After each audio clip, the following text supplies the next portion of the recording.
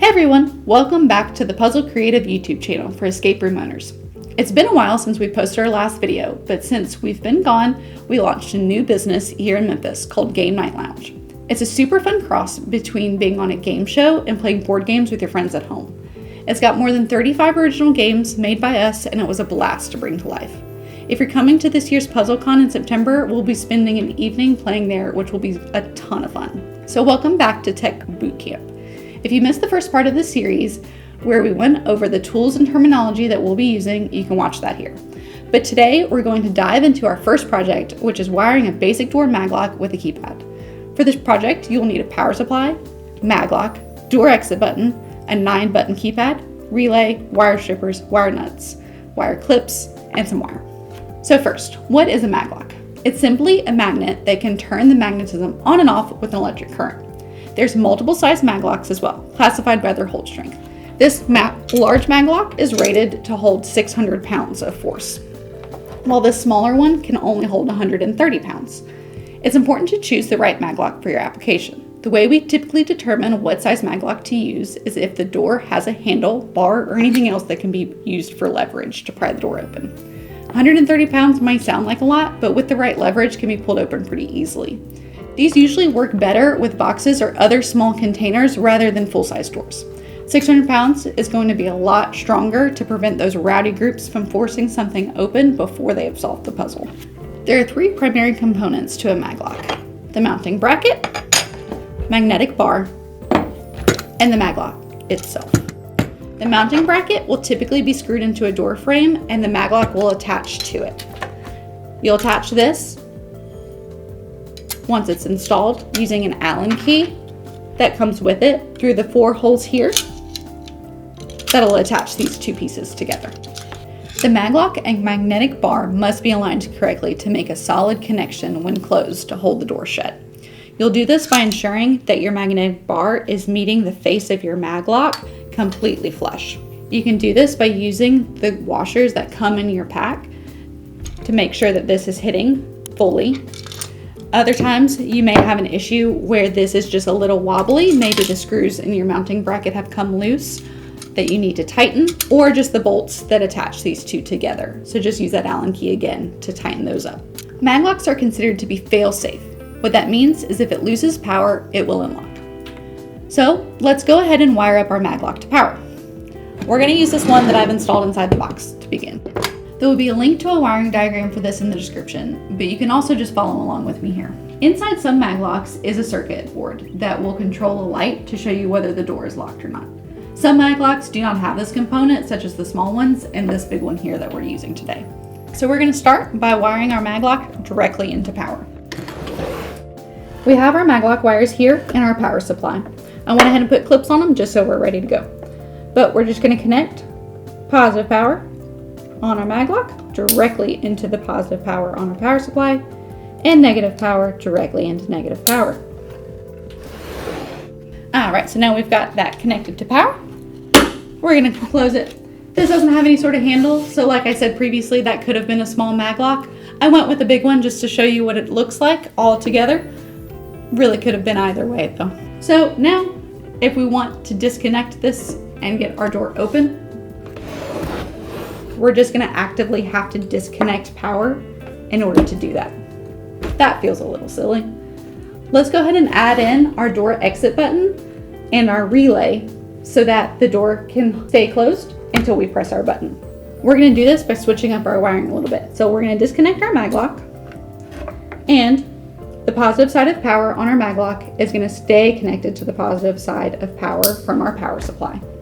That is always going to remain true. It will always need positive power.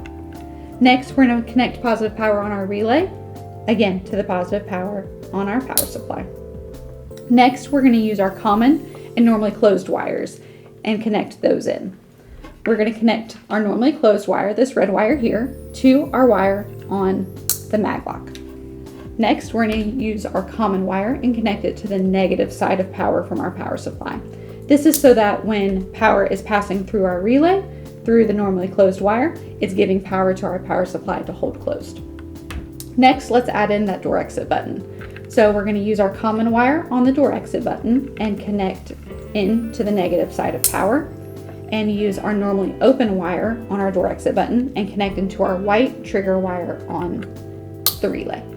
So now our door is going to close and will pop open with a simple button press. All right, so now that we have our door exit button working, let's go ahead and add our keypad into the mix.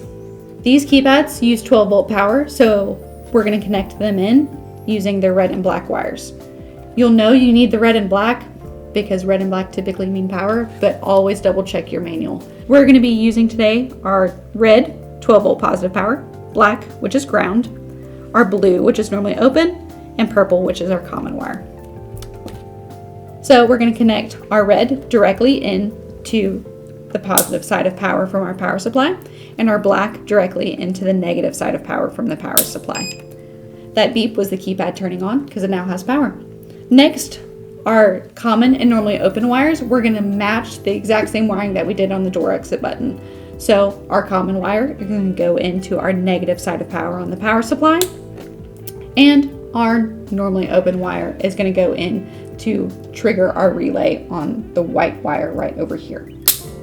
So now we can trigger our relay with the door exit button or the keypad. But first, let's get the keypad programmed. For this, you're going to want your manual close by, and here is going to have everything you need.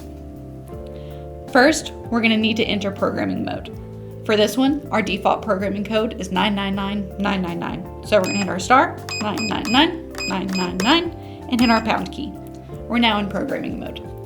Now you may be thinking to yourself, wow, that's a really easy programming code. Yeah, all of them start pretty simple. They're typically 999, 999, 12345, or 881122. They're pretty common. For the sake of this video, I'm just going to change it to 123456. We always recommend changing this to a 6-digit code that only you're going to know so that groups don't accidentally put this in. In our manual, it tells us we need to hit 0, then our code, pound, and then it wants us to confirm it by entering it in again. So now we have our flashing red light, which means it has accepted that. So if we exit programming mode again, we can enter programming code by hitting our new pin. So now that we're back in programming mode, we want to set the code for our keypad to be the solution to whatever puzzle you've written. To do this, we need to press 1 and then input. For this, it requires a user number that can be anything from 1 to 2000. So let's just do 111 and then hit pound. Next, we're going to put in our code. For this, we're going to decide today that it's going to be 8324 and then hit pound. So now that that's it, we're going to hit our star to exit programming mode. Now that we have our solid red, we know it's fully out of programming mode. And let's input our code. And hit the pound to enter. And the door is opened. We've solved our puzzle. So now that our door is open, we have a couple other settings that we can change. Our default unlock time is about 5 seconds. You can typically change this if you want the door to stay unlocked for longer, or if you just want it to be a momentary. So for this, we're going to enter our programming mode again. And this time we're going to hit 4 and we're going to change it from 5 to only 3 seconds. So I hit 03 for the amount of time and then hit our pound key.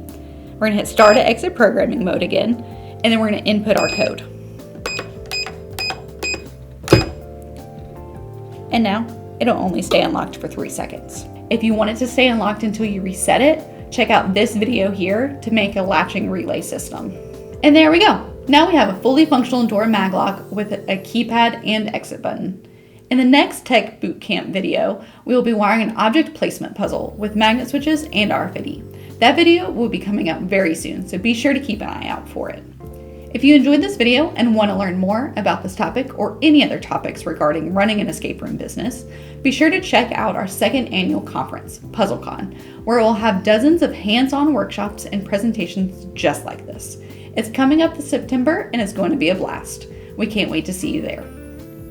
Thanks for watching, and don't forget to like and subscribe to our channel for more videos just like this.